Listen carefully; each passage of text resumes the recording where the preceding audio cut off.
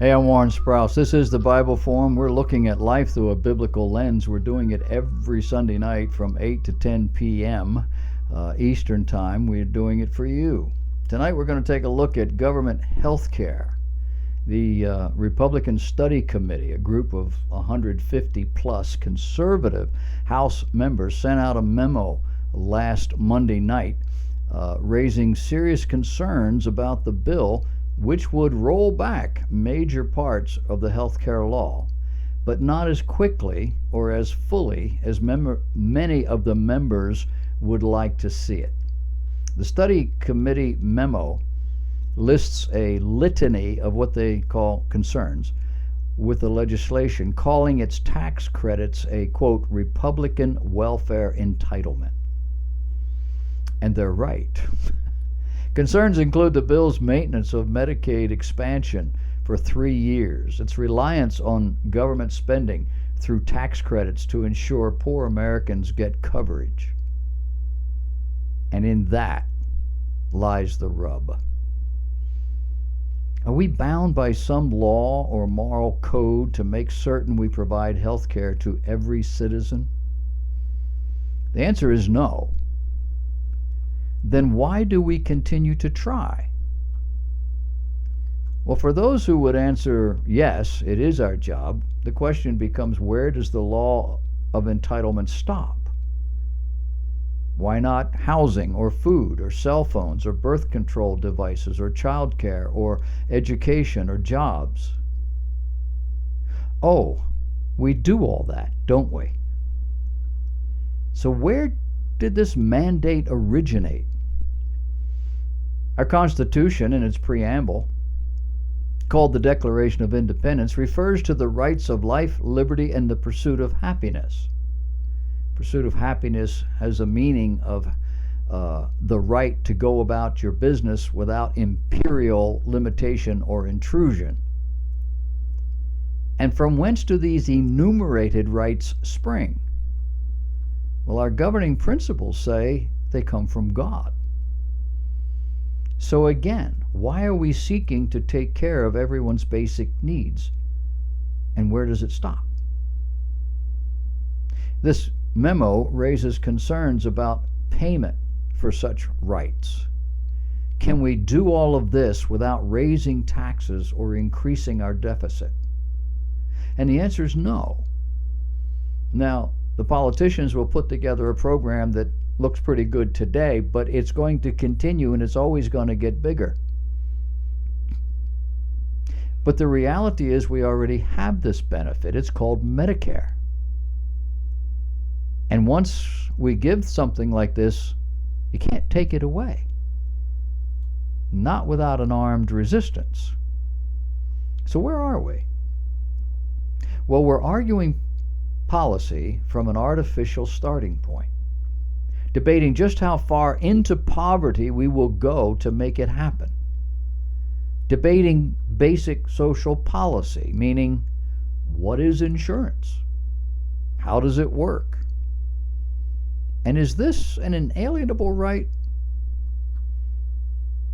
The bill calls for issuing a refundable, advanceable tax credit to customers of individual health plans with the value of that credit tied to age and income.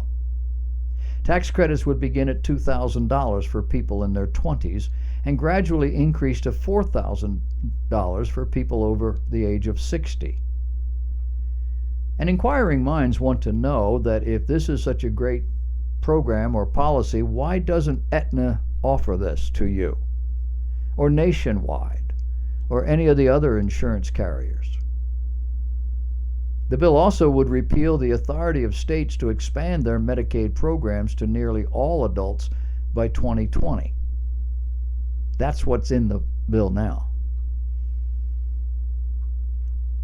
The GOP proposal also would repeal the Affordable Care Act's taxes beginning in 2018 and would bar funding from going to Planned Parenthood, at least for abortions.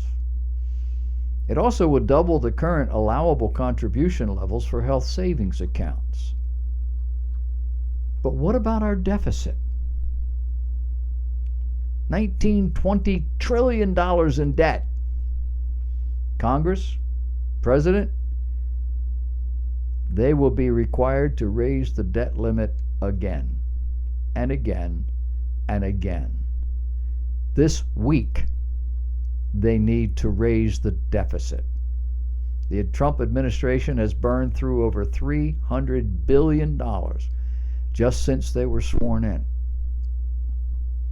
When we worry that people won't have basically free health care, why are we so cavalier about bankrupting the country or saddling our grandchildren with a debt they can never repay? The answer is we are living in the era of godless irresponsibility. When people have been cut loose from their biblical moorings, I say godless because our founders established a system that drew heavily from biblical principle.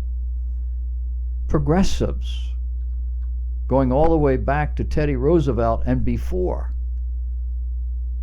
have systematically torn us from our biblical roots, largely through finances. Several of our 20th century presidents were careless and foolish in the way they handled their money. But the Roosevelts, Teddy, and FDR came after our souls.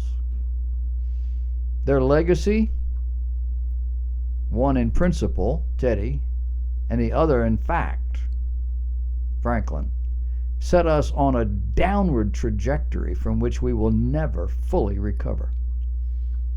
This president has high hope and experience with wealth. However, the forces mounted against him are out of his control.